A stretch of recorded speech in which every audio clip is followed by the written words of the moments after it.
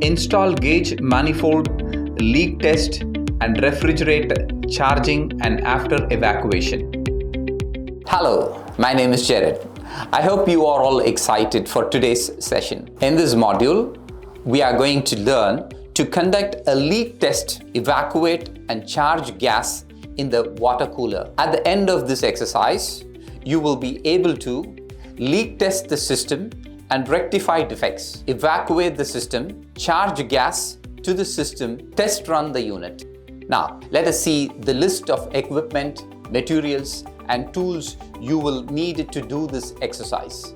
Tools or instruments required are: to stage vacuum pump 1 number, charging cylinder with required type of gas, refrigerant cylinder, compressor terminal pin straight type as required, compressor terminal pin side type as required, tong tester 1 number, adjustable spanner 150 mm 1 number, double-ended spanner 1 set, ring spanners 1 set, key for nitrogen gas cylinder valve 1 number, ratchet spanner 1 number, flare nut as required, manifold gauge 1 set, multimeter 1 number, thermometer, dial type 0 to 50 degrees Celsius 1 number, combination plier 1 number, wire stripper 1 number. Equipment required: water cooler at all parts assembled stage 1 number, weighing machine 5 kilograms, dry nitrogen with regulatory valve coordinating pressure relief valve 1 number.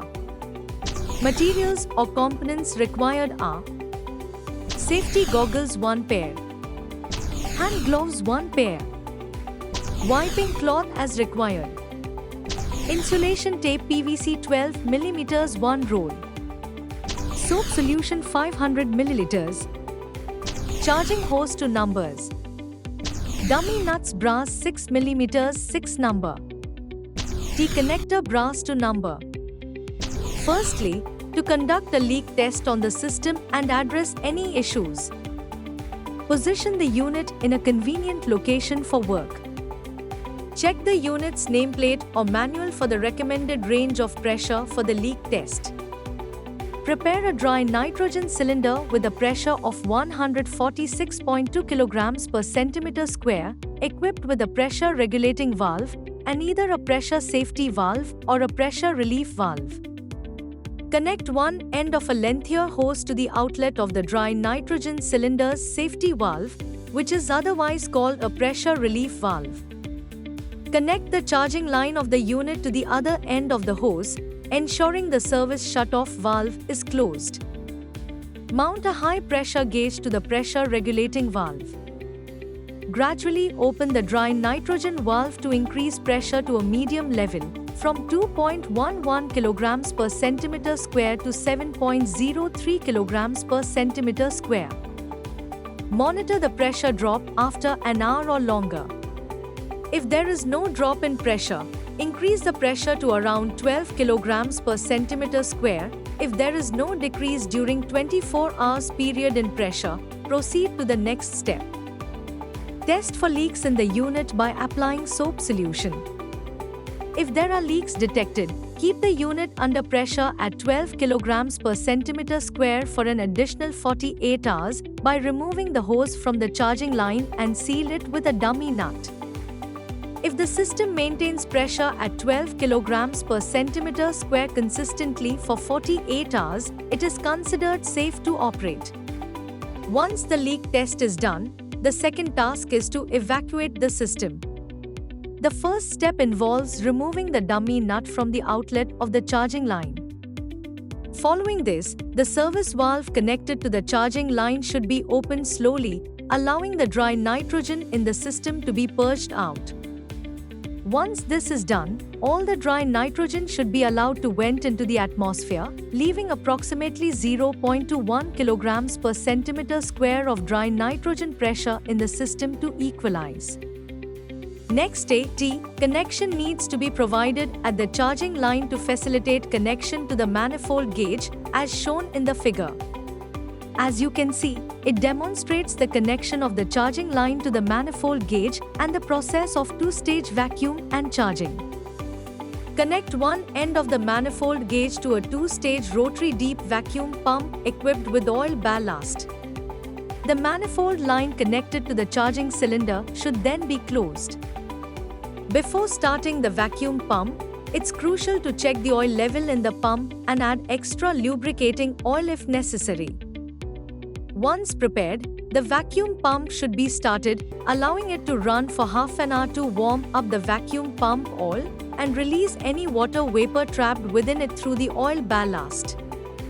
Slowly or slightly open the service valve at the charging line and the manifold gauge to feel the dry nitrogen pressure at the outlet of the vacuum pump. Gradually fully open the service valve connected to the charging line. Monitor the gauge pressure as it decreases from 50 mm of Hg to 760 mm of Hg. The vacuum pump should then be run for at least 12 to 24 hours. To check whether the system holds vacuum, brake vacuum twice or thrice. Once confirmed, close the service valve of the charging line. This process should be continued for the charging of R134A gas. Task 3. Charge gas to the system. Before beginning this task, set up a test with a voltmeter and ammeter fitted to the main line. Next, link the water cooler main heads to the compressor on the prepared test board to initiate the system. To charge the refrigerant, R134A into the system, slowly turn the valve of the R134A cylinder to open it. Release a small amount of R134A gas from the hose connected to the manifold to eliminate any unwanted gases or moisture. Similarly, remove gases from the hose connected to the inlet of the charging line service valve. Once done, securely fasten the hoses connected to the charging cylinder and the charging line service valve. Then, open the charging line service valve and let the refrigerant charge into the system. Begin charging the refrigerant into the system gradually and consistently while observing the gauge pressure.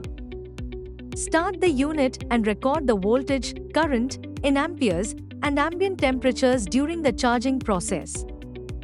Note: it is advisable to charge refrigerant from both high side and low side of the system. Also charge by weight, use electronic weighing machine. Check the running amperes of the unit to coincide it with the prescribed amperes in the nameplate. Task 4. Test run the unit.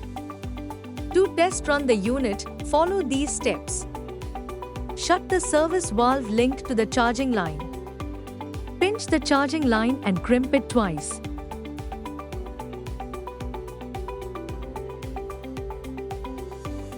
Conduct a leak test on the system using a solution of soap.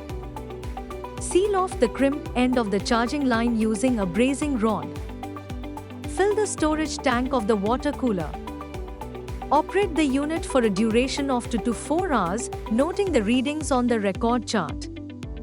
We have come to the end of this exercise.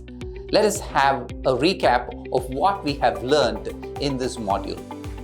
We have learned to leak test the system and rectify the defects, evacuate the system, charge gas to the system, test run the unit. Thus, we have learned the procedure to install gauge manifold, perform leak tests, and to charge the refrigerant after evacuation. Hope you have understood it clearly. Do this exercise with the help of your instructor. Thank you.